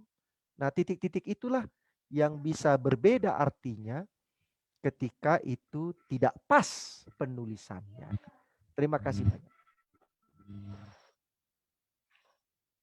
Baik, terima kasih banyak ya. Jadi mudah-mudahan yang bertanya ini dibuka pemikirannya supaya lebih dalam memahami ya. Jadi bahkan bukan hanya yang bertanya, kita semua boleh terbuka supaya kita memahami dengan baik. Baik. Mungkin ada pertanyaan lain lagi yang boleh ditanyakan. Saya lihat ada 1 pertanyaan lagi yang masuk yang perlu kita atau yang perlu secara khusus pemateri untuk boleh menjawab. Pertanyaannya adalah, pemateri tadi mengatakan bahwa jika pasangan kita kedapatan berzina, maka diampuni. Tetapi sedangkan dikatakan di dalam Alkitab itu dikatakan boleh diceraikan jika berzina. Nah ini kira-kira bagaimana? Mohon penjelasannya. Pendeta Muda Adrian Runesi boleh menanggapi yang pertama. Baik, terima kasih ya. Kalau kita lihat di dalam Alkitab, dari semua yang kita baca, maka alasan seseorang boleh menceraikan adalah apa? Zina, hanya zina, ingat ya. Hanya zina. Tapi orang Yahudi itu kan menambahkan ada kalau ini. Nah, tetapi yang Yesus juga mau adalah, yang kita lakukan adalah, kalaupun ada pasangan kita yang mungkin berzina, melakukan kesalahan atau hilaf, ya mungkin sekali hilaf, ya zina, ya dimaafkan. Tapi kalau sudah berulang-ulang itu kan doyan itu ya. Kalau istilahnya itu jadi pengen terus gitu kan, itu sudah beda cerita. Tapi pada prinsipnya adalah, kalaupun seorang itu berzina, Nah, itulah mungkin syarat, kalaupun seorang itu mau bercerai, maka syaratnya adalah apa? Zina. Oleh karena zina, ingat itu zina ya. Tetapi Yesus coba apa? Mengajak kepada kita semua untuk apa? Untuk saling mengampuni, menerima akan siapa? Dia. Sama seperti contoh di dalam Alkitab ya. Hosea. Itu kan contoh itu, lambang daripada Tuhan yang apa? Mengampuni akan umat-umat Tuhan. Lihat istrinya sudah berzina sampai berapa kali dia ampuni ya. Nah, pada itu sudah zina, tapi Hosea tidak mengambil langkah untuk apa? Untuk menceraikan, karena memang itu juga salah satu gambaran bahwa perlunya apa? Untuk diampuni. Begitupun pasangan kita. Mungkin bagi orang-orang mungkin kita lihat ya, orang di gereja ataupun dimanapun, coba perhatikan, ketika mereka ada salah satu pasangannya berzina, lalu tibalah perceraian, ya, karena kata Alkitab hanya karena zina boleh bercerai. Tapi coba bayangkan, bagaimana dengan anak-anaknya? Ya, kadang-kadang kan, oke, memang dia berzina, tapi bayangkan coba anak-anak ini. Maka biasanya kan ada mediasi dulu kan, biasanya dalam aturan supaya kalau bisa apa? Baikan lagi. Kalau memang sudah rasa-rasa tidak bisa lagi, sudah memenuhi secara hukum, akhirnya apa? Bercerai. Jadi sebenarnya yang Yesus mau sampaikan adalah kalaupun orang itu bercerai, biarlah itu karena zina, tapi adalah lebih baiknya kalau bisa apa? Kita mengampuni dia dan dia supaya apa? Dan ingat juga yang diampuni ini juga ya bertobat. Jangan juga besok buat lagi. Harus juga apa? Harus bertobat. Mungkin itu yang bisa saya sampaikan sebelum nanti ada teman-teman yang lain yang mau tambahkan. Baik, terima kasih Pendeta Muda Adrian Runesi. Mungkin sebelum Pendeta Pardosi akan menanggapi teman-teman, sahabat-sahabat konsep hamba Tuhan yang ada di Zoom, boleh juga memberikan pendapat tanggapan tentang pertanyaan ini. Boleh? Ya, boleh dibacakan sekali lagi pertanyaannya, Pendeta. Oke, baik, Pendeta Dwi. Pertanyaannya adalah, materi mengatakan bahwa jika pasangan kita kedapatan berzina, harus diampuni. Sedangkan dikatakan di dalam Alkitab boleh diceraikan jika berzina. Nah, itu kira-kira bagaimana? Jadi hukum boleh Silakan, menceraikan ini, Dwi. ya menurut saya sih hukum boleh menceraikan ini diberikan kepada manusia untuk merupakan sebuah keadilan bagi korban dari korban daripada penyelewengan daripada hukum pernikahan itu. Tetapi ada hukum yang lebih tinggi yang diberikan Tuhan, yaitu mengampuni orang yang bersalah, begitu. Jadi apabila pasangan itu pasangan itu berzina, ya, maka pasangan yang korban ini dia punya hak untuk menggunakan haknya untuk menceraikan itu. Tetapi itu bukanlah sebagai solusi yang akhir. Karena apa? Kita sebagai orang Kristen dituntut juga sikap mengampuni itu yang lebih tinggi daripada menuntut daripada apa yang harus Oleh sebab itu, perceraian itu adalah sesuatu yang terakhir, dan sebaiknya kita sebagai orang Kristen ya jangan sampai ataupun ya diusahakan jangan sampai kita juga memunculkan nasihat karena misalnya kita ketemukan ada orang yang berzina, ya suaminya atau istrinya dia berzina, kemudian pasangan yang korban itu kita sampaikan dulu lah cerai aja. Nah, jangan sampai ada ide dari antara kita juga ide bahwa oh ini udah cerai aja lah karena apa, pasanganmu sudah berzina gitu. Jadi sebaiknya bahwa kita pun harus adakan rekonsiliasi antara pasangan itu. Gimana caranya supaya pasangan itu bisa mengampuni orang yang bersalah itu. Jadi memang hukum ini diberikan untuk melindungi orang atau pasangan yang menjadi korban begitu. Tetapi korban ini juga punya hak juga untuk menggunakan itu dan juga punya hak untuk mengampuni juga. Dan sebaiknya yang pertama diambil adalah mengampuni dan solusi yang terakhir itu adalah mengambil hak untuk perceraian. Terima kasih.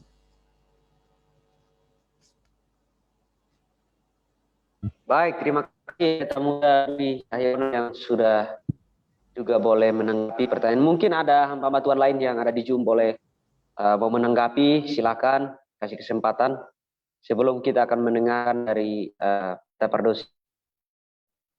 Baik, ada.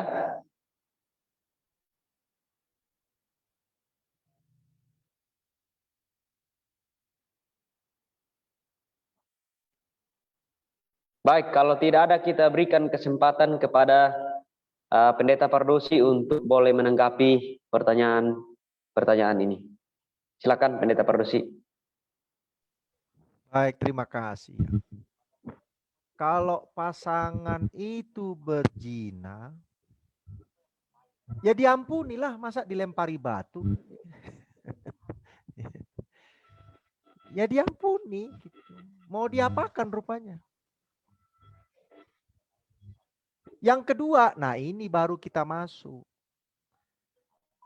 Kalau pasangan yang berzina itu tidak mau lagi tinggal bersama dengan sang suami atau sang istri yang setia, ya kan solusinya cerai, saudara. Nggak bisa dipaksakan. Ya. Tapi kalau kedua-duanya masih mau bersama-sama, ya tetap jalan. Jadi yang kedua itu solusi ketika tidak mau lagi bersama. Tapi kalau pengampunan itu harus dilakukan, entah mau bersama lagi atau tidak, ya harus diampuni. Itu intinya. Tapi kalau yang berzina itu tidak mau lagi tinggal bersama dengan kita, atau yang setia itu tidak mau lagi tinggal bersama yang sudah berzina itu karena dia punya prinsip sendiri tentang rumah tangga, itu diizinkan Tuhan. Tapi harus diampuni. Nah, itu kan kuncinya itu yang pertama. Jangan lupa. Ya, jadi jangan terus kepada cerai dan tidak cerainya, tidak. Apakah dia tetap mau bersama dengan pasangannya atau tidak, pengampunan itu harus duluan terjadi. Harus duluan. Nah setelah itu baru berdiskusi. Diskusinya apa? Nah sebagai yang tidak bersalah, kalau dia sudah mengampuni, harusnya kan tetap dia rindu untuk bersama pasangannya yang bersalah, kan begitu. Tetapi kalau pasangan yang bersalah itu tidak mau lagi, ya kan tidak bisa dipaksa, saudara-saudara. Manusia itu kan bukan robot. Tidak bisa dipaksa.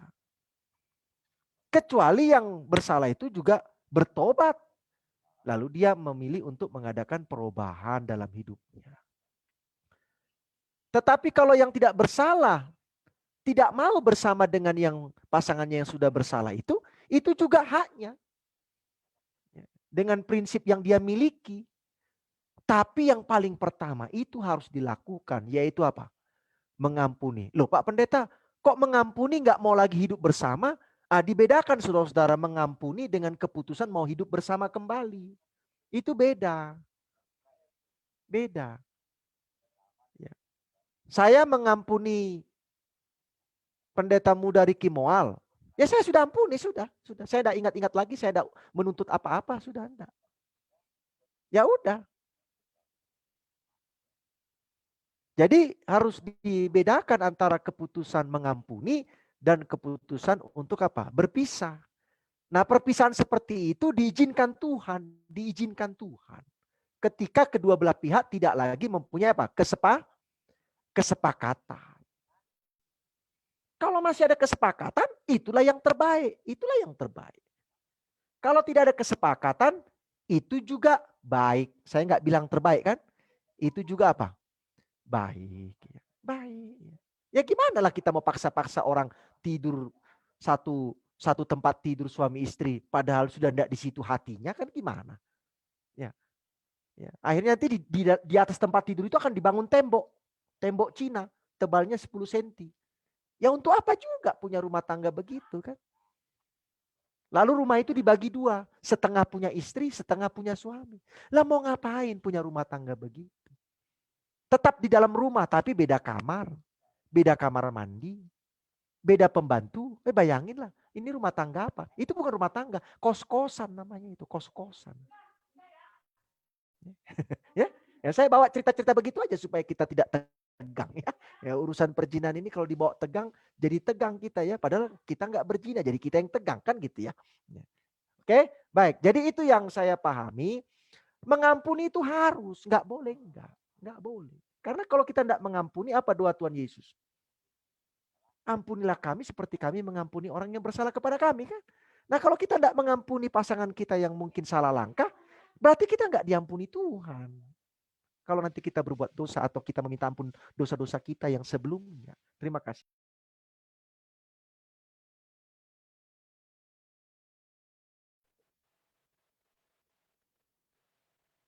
Baik, terima kasih Pendeta Pardosi telah memberikan jawaban untuk pertanyaan ini. Baik, masih ada pertanyaan lagi saya lihat. Mudah-mudahan kita tetap harus menjawab ini ya, karena minggu depan mungkin akan beda lagi topik. Baik, pertanyaan yang pertama ya, saya bacakan dua-duanya biar langsung. Pertanyaan yang pertama adalah dari Facebook, ada namanya Woldi. Ditanyakan persoalan apakah diperbolehkan hukum Taurat umat Tuhan berkawin semula setelah bercerai dengan istri suami akibat zina. Jadi ini mungkin yang bertanya ini dari Malaysia ya, jadi bahasanya seperti itu ya. Jadi mungkin akan ditanggapi oleh Pendeta Muda Adrian Runesi. Lalu pertanyaan yang kedua, pertanyaan yang kedua adalah 3 perihal kata menghakimi apakah sama dengan pendisiplinan di gereja ya. Jadi itu pertanyaan yang kedua. Mungkin boleh ditanggapi oleh Pendeta Muda Adrian Runesi, boleh silakan.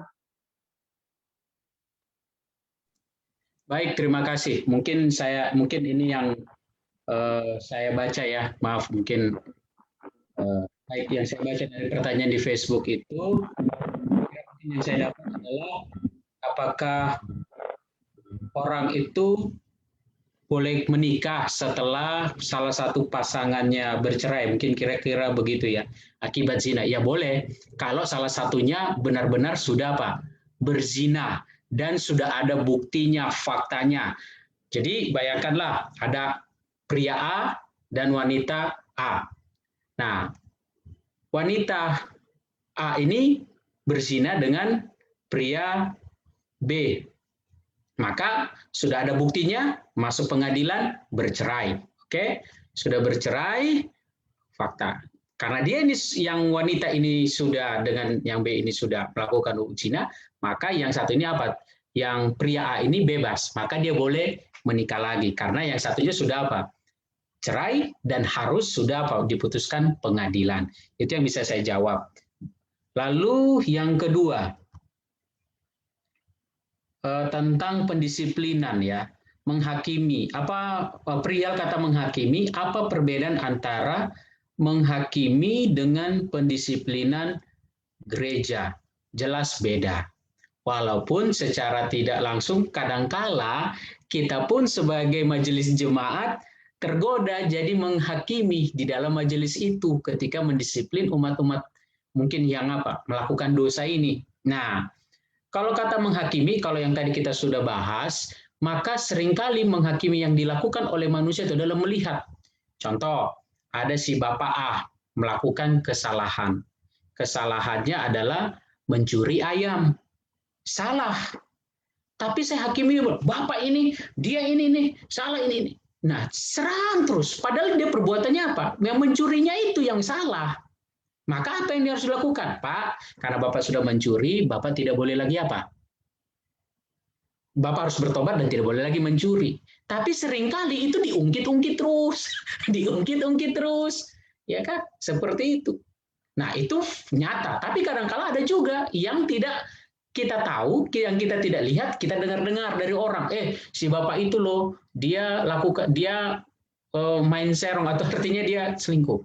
Lalu kita mulai si Bapak itu, padahal belum ada faktanya seperti apa. Nah, itu seperti juga sudah menghakimi. Jadi membuat seolah-olah kita ini yang yang benar. Nah, perihal dengan disiplin. Apa tujuan disiplin? Disiplin itu kan tujuannya menyelamatkan akan saudara-saudara kita. Tujuannya disiplin karena dia sudah salah. Kita menyelamatkan yang melakukan kesalahan, kita juga berusaha menyelamatkan umat-umat yang lain yang yang hidup di dalam gereja itu. Supaya apa? Mereka tahu, oh ternyata kalau saya melakukan ini, saya bisa kena apa? Disiplin. Cuman masalahnya seringkali ketika kita melakukan disiplin dalam majelis gereja itu, karena kita tidak suka orang itu, yang seharusnya kita bisa disiplin celah, akhirnya disiplin pecat. Tapi di sisi yang lain, kasus yang sama, kadang-kala yang kita buat apa? Yang seharusnya bisa juga yang seperti yang pertama, tapi kita mulai rubah. Nggak apa-apa, kali yang ini celah aja.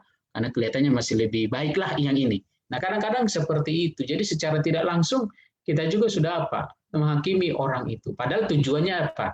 Menyelamatkan. Jadi kalau ada anggota gereja kita kena disiplin, maka yang harus kita buat adalah kita harus selamatkan mereka. Artinya apa? Kalaupun dia sudah disiplin, harus dirangkul.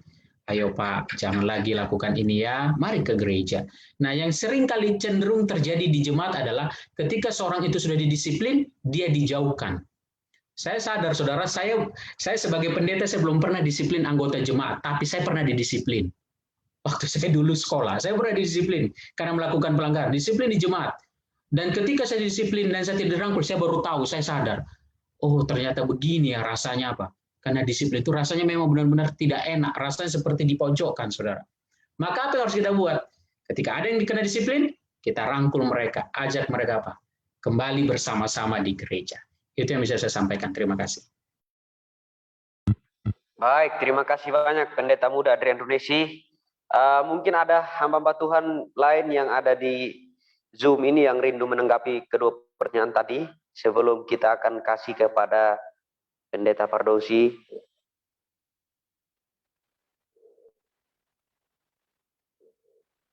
Ada?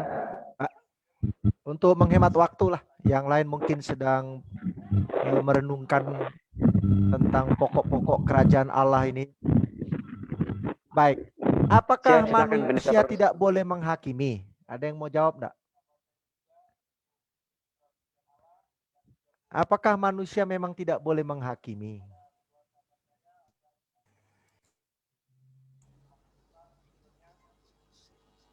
Hah? Ada yang diperbolehkan, ada yang tidak boleh diperbolehkan, Sir, oleh hakim. Oh ya, ada yang tidak diperbolehkan, ada yang diperbolehkan ya. Nah, nanti kalau tanya lagi yang diperbolehkan yang mana, yang tidak diperbolehkan yang mana, kira-kira contohnya bagaimana Pendeta Dwi? Yang diperbolehkan sebagai contoh ya kita memberikan arti yang jelas antara yang buruk dengan yang tidak baik, kayak gitu. Nah itu kan termasuk menghakimi. Yang tidak diperbolehkan menghakimi motif hati manusia misalnya. Orang itu misalnya datang terlambat, wah ini sudah lemah iman ini misalnya. Itu saya pikir itu menghakimi. Itu sudah menghakimi. Itu tidak diperbolehkan.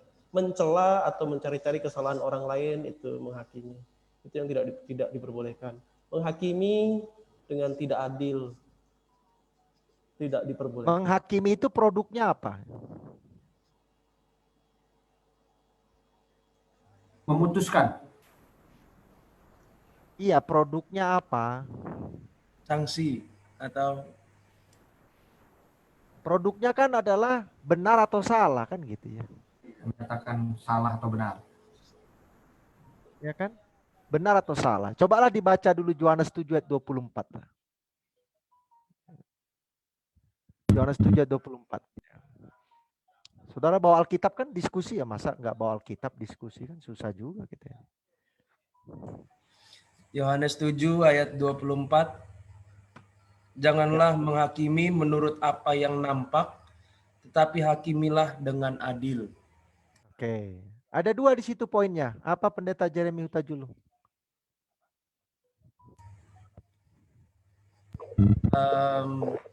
Boleh menghakimi tapi dengan adil. Jangan menghakimi dengan apa yang terlihat sepintas atau terlihat ya mungkin bisa jadi kayak belum tahu kedua belah pihak cerita dari kedua sisi gitu. Jangan menghakimi dari apa yang nampak. Berarti dihakiminya yang mana ini? Yang tidak nampak. Yang tidak nampak. Yang tidak nampak. Apa yang tidak nampak? Motif. Ah, itu tadi. Motivasi itu. Dan itu hanya Tuhan yang tahu. Kecuali orang itu kasih tahu gitu. Sebenarnya motif saya itu begini sebenarnya. Barulah kita bilang, motif saudara itu enggak benar lah. Kan gitu ya. Oke, yang kedua. Apa tadi ayatnya? Selanjutnya bagian B-nya. Hakimilah dengan adil. Adil. Adil itu apa sebenarnya? Tidak memihak. Tidak memihak. Berarti apa yang dipakai di situ sehingga saya memihak? Apa? Yang saya pakai adalah kacamata saya sendiri. Nah, ini jadi masalah kalau saudara menghakimi kacamata sendiri. Nah, kalau pakai kacamata sendiri apa yang terjadi? Ya kalau kacamata saya pas ngelihat pendeta Adrian ini agak gelap, ya benarlah dia. Kalau ngelihat pendeta Pasaribu agak terang, salahlah dia. Orang tergantung kacamata saya gelap atau terang kan gitu ya. Nah, itu kan menjadi tidak adil. Nah, kalau begitu, kalau saudara mau menghakimi harus pakai kacamata siapa? Kebenaran. Tuhan. Kacamata Tuhan. Kacamata Tuhan itu di mana? Dalam kebenaran. Gereja kalau menghakimi pakai kacamata Pak Pendeta, bubarlah itu gereja. Karena pendeta itu menghakimi anggota yang mau didisiplin itu, kacamatanya agak gelap dia. Karena mungkin anggota ini suka maki-maki Pak Pendetanya, jadi dia agak gelap kacamatanya. Pokoknya kawan ini harus kita pecat katanya. Karena kacamata yang dipakai. Disitulah Tuhan katakan, jangan kamu menghakimi. Kalau kacamatanya nggak benar, dan Anda tidak tahu apa yang di dalam. Ya. Anda tidak tahu apa yang di dalam. Tadi Pendeta Dwi katakan, dia terlambat ke gereja, lalu kita bilang memang saudara itu kerohanian saudara itu kurang bagus, saya lihat. Selalu terlambat ke gereja. Apa urusannya? Kecuali dia bilang, memang saya terlambat ke gereja, mau apakah rupanya? Barulah kita bilang, ya sudahlah saudara yang paham kan gitu. Tapi kalau dia terlambat ke gereja karena ban mobilnya pecah, gimana kita mau bilang apa dia kerohaniannya lemah? Kan gak ada hubungannya datang terlambat ke gereja ban pecah dengan kerohanian lemah. Tapi kalau tiap sabat dia terlambat selama setahun, kan gak mungkin ban pecah tiap hari kan, tiap sabat kan. Itu ajaib juga itu ban pecah tiap sabat. Setiap ke gereja mesti pecah bannya. Setiap ke gereja mesti pecah bannya. Itu kan ajaib juga itu peristiwa itu. Dan itulah yang namanya tak terpikirkan itu. Bagaimana ban mobil bisa pecah tiap sabat gitu. Ya. Jadi kan kita harus lihat apa?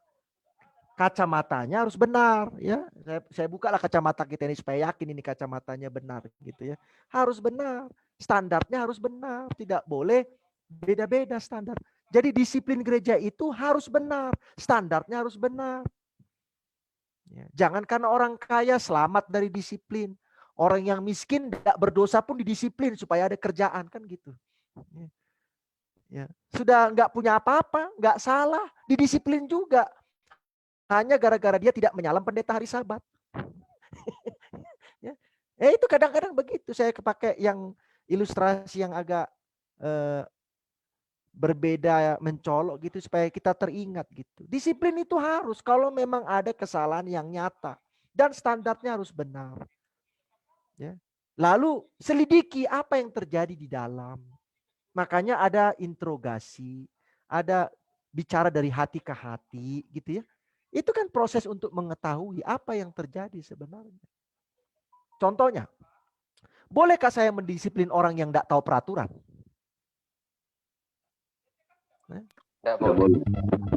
Nggak bisa. Jadi saudara ini, anggota jemaat ini, dia melanggar peraturan. Kalau saya tanya, saudara tahu ada peraturan seperti ini? Nggak tahu Pak Pendeta. Loh, kenapa saudara nggak tahu? Ya karena baru minggu lalu saya dibaptis Pak Pendeta.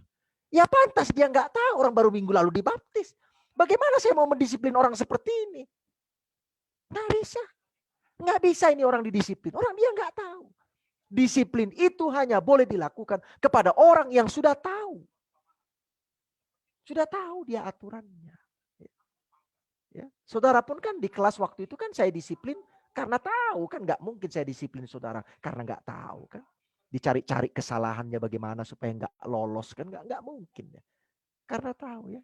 Ya baiklah, yang kita tahu lah yang kita tegakkan. Yang nggak tahu nggak usah kita terapkan sama orang ya. Nanti malah kita yang kena. Kita pun banyak juga yang nggak tahu kan.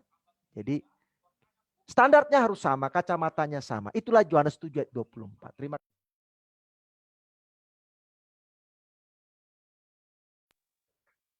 Baik, terima kasih banyak ya. Terima kasih Pendeta Pardosi sudah menanggapi. Mungkin tadi pertanyaan yang satu lagi, boleh?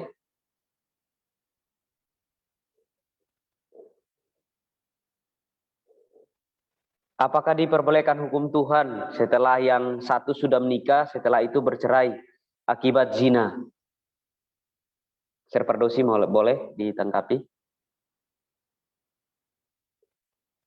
Di-unmute dulu, Sir. Unmute, Sir. Baik, sorry.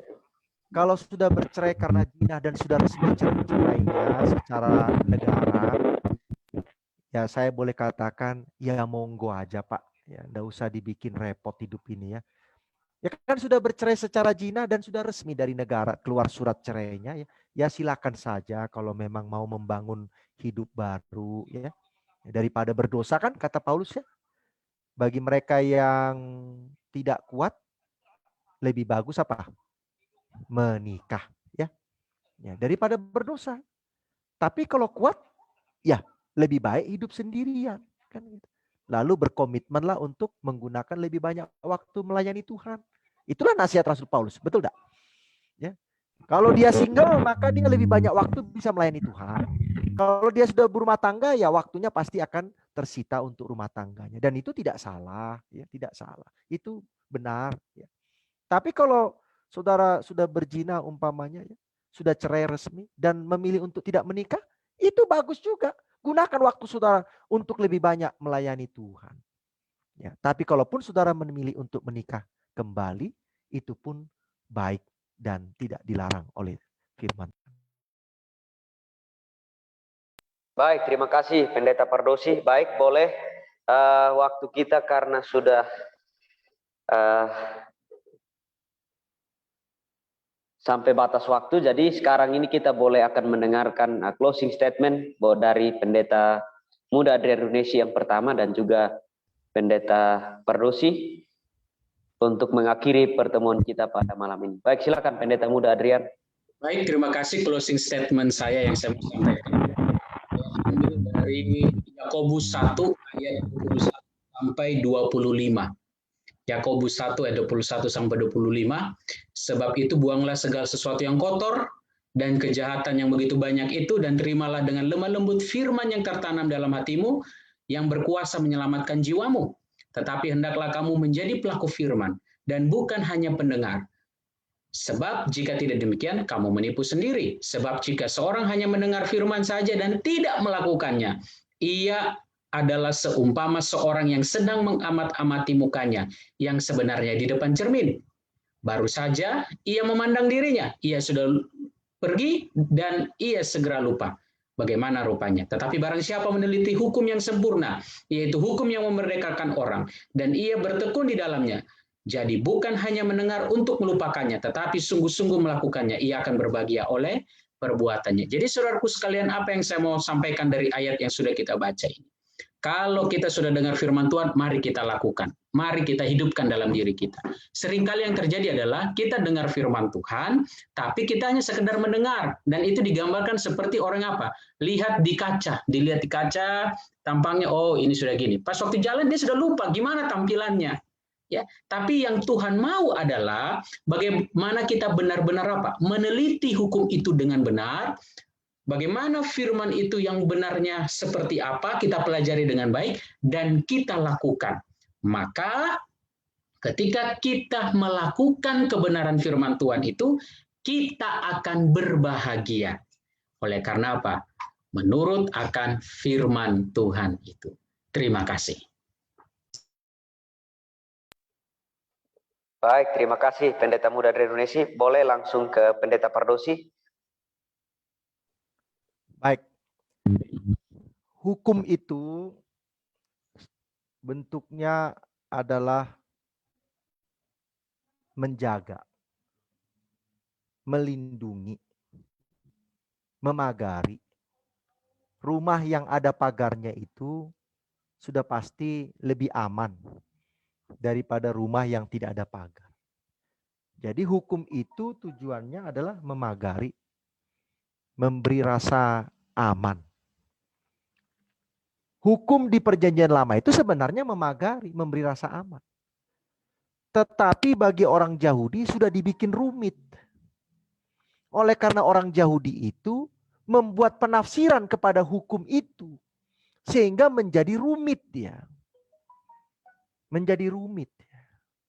Nah itu sebabnya Yesus datang ke dunia ini. Selain untuk membuktikan bahwa manusia bisa menurut hukum itu. Yesus juga ingin menyatakan apa arti sebenarnya dari hukum-hukum yang dia berikan itu di Gunung Sinai itu. Supaya manusia itu tidak rumit memahaminya. Nah bayangkan saja saudara-saudara, di dalam Perjanjian Lama itu kan hukum itu sekitar 600-an. Nah kalau satu hukum ditafsirkan 10, itu berarti sudah berapa yang harus dipahami? 600 hukum, satu hukum ditafsirkannya 10. Itu kan berarti 6.000 yang harus dipahami. Siapa yang bisa ingat 6.000 itu? Tidak ada. Padahal jangan-jangan tidak seperti itu memahaminya. Ya, tidak seperti itu. Ya sebagai contoh lah, hukum hari Sabat. Hukum hari Sabat itu kan sederhana. Jangan kau bekerja melakukan pekerjaanmu. Ya toh? Datang saudara-saudara kita dari orang Yahudi. Ya. Membersihkan ingus di tangan ini, sapu tangannya itu kalau terlalu jauh itu bekerja. Nah kan jadi rumit saudara-saudara. Kan jadi rumit memahaminya. Lalu kalau saya umpamanya mengambil gandum yang ada di pinggir jalan yang tidak menjadi milik orang tertentu karena itu di pinggir jalan, saya ambil lalu saya remas-remas begini, itu bekerja hari Sabat. Kan menjadi rumit saya memahaminya ini. Siapa yang bisa mengingat ini gitu? Padahal nggak ada Tuhan bilang begitu. Nggak ada Tuhan bilang begitu. Nah, jadi Yesus datang di Matius 5-7 itu untuk memberikan arti yang sebenarnya dari hukum. Nah, kepada saudara-saudara, kepada kita para pengajar-pengajar firman Tuhan. Biarlah kita mengajarkan firman Tuhan itu sebagaimana arti yang sebenarnya. Nggak usah ditambah-tambahi, nggak usah dibikin susah, nggak usah dibikin rumit. Ya. Semakin rumit kita membuat firman Tuhan itu, semakin susah orang masuk surga. Ya. Padahal kalau Yesus yang mengajari dia, nanti dia bilang, wah kayaknya gampang ini Tuhan. Nggak seperti pendeta Pardosi ngajarin saya. Jadi susah saya masuk surga gara-gara pengajaran pendeta Pardosi ini. Padahal pengajaran Tuhan Yesus jadi gampang rupanya masuk surga itu. Karena apa? Karena saya mengajarkannya sesuai dengan ilham saya. Bukan ilham dari Roh Kudus. Nah ini pesan kepada kita para pendeta ya. Firman Tuhan itu sederhana. Nggak usah diartikan rumit-rumit. Ya. Nggak usah diartikan setinggi langit. Padahal firman itu sudah turun dari langit ke bumi ini. Supaya bisa dipahami. Supaya bisa dikenal. Dan itulah yang Yesus lakukan di Matius 5-7. Tuhan memberkati kita. Terima kasih.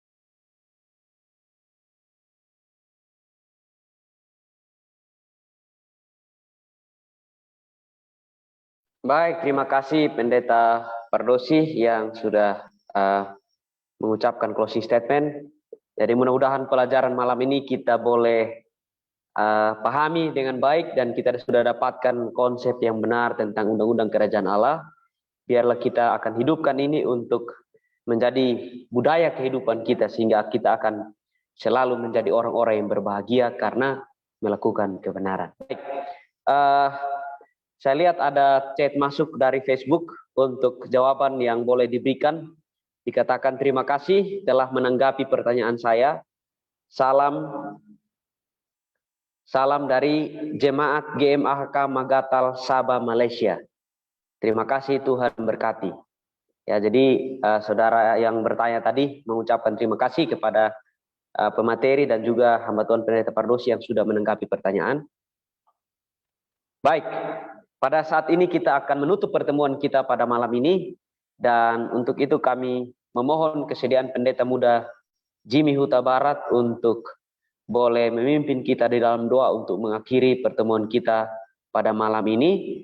Dan sebelumnya pesan kami untuk sahabat-sahabat konsep yang mengikuti lewat Facebook maupun YouTube, jangan bosan, minggu depan lagi kita akan kembali untuk mempelajari topik-topik dari pekabaran-pekabaran dari kitab Matius, sehingga bolehlah hadir lagi untuk boleh mengikuti pelajaran-pelajaran yang akan menolong kita untuk memiliki konsep yang benar tentang kebenaran Tuhan di dalam Alkitab. Baik, silakan Pendeta Muda Jimmy boleh memimpin kita dalam doa.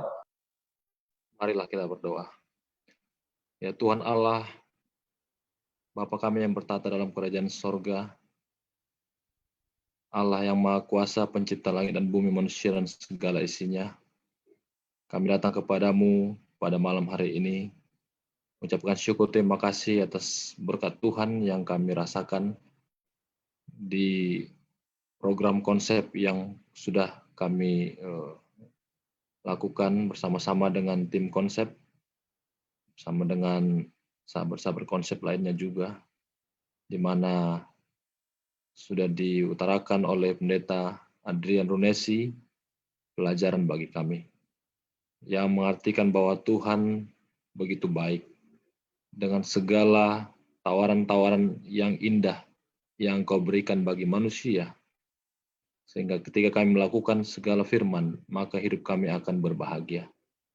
Biarlah Tuhan ini menjadi pelajaran yang baik bagi kami, untuk kami sebagai umat-umat Tuhan yang menunggu Engkau datang kedua kali, selalu merasakan kebahagiaan secara rohani, yang akan kami selalu pikirkan hal-hal yang terbaik, hal-hal yang bisa membuat kami meningkat secara iman.